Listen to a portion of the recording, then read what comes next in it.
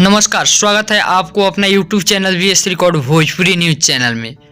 तो आप लोगों से हम बता देना चाहते हैं दोस्तों, जितने भी दोस्त रितेश पांडे जी का फ़ैन हैं वो कमेंट बॉक्स में कमेंट करके बताइए कि आपको कैसा लगा। आखिर रितेश पांडे जी के साथ ये गलत हो रहा है तो आप लोगों से हम बता देना चाहते हैं कि मुंबई पुलिस पकड़ा धमकी देने वालों को, जो कि रितेश पांडे ने केस किए हुए थे मुंबई पुलिस के यहाँ जाकर, और मुंबई पुलिस ने बहुत ही चालाकी से पकड़ ली है। जो लोगों ने रितेश पांडे जी को धमकी दे रहे थे, गालियां दे रहे थे और व्हाट्सएप पे गालियां बक बक के मैसेज कर रहे थे, और उसमें कुछ यूट्यूबर जो की थे चैनल वाले, उनको भी पकड़ा गया है।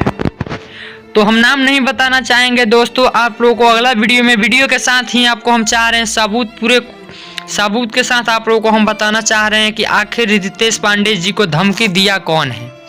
तो धमकी देने वाले पकड़ा गया है, उसका फोटो बहुत जल्द ही आप लोग के पास आएगा। आप मेरे चैनल को सब्सक्राइब कर लीजिए, क्योंकि रितेश पांडे जी को धमकी देने वाला का फोटो के साथ आप वीडियो के साथ आप देख सके। मुंबई पुलिस ने पकड़ के बहुत से ज़्यादा ही पिटाई की। मुंबई पुलिस ने पूछा पकड़ने के बाद कि उन लोगों से पूछा कि अरे भाई, क्यों आप लोग रितेश पांडे जी के माइंड से खिलवाड़ कर रहे हैं, रितेश पांडे जी को आगे बढ़ने नहीं दे रहे हैं। जब पकड़ के पुलिस ने पिटाई किया मुंबई पुलिस ने उन धमकी देने वाले आदमियों से, तो धमकी देने वाला आदमी ने बताया कि हाँ, मुझे पैसा देकर धमकी दिलवाया गया है।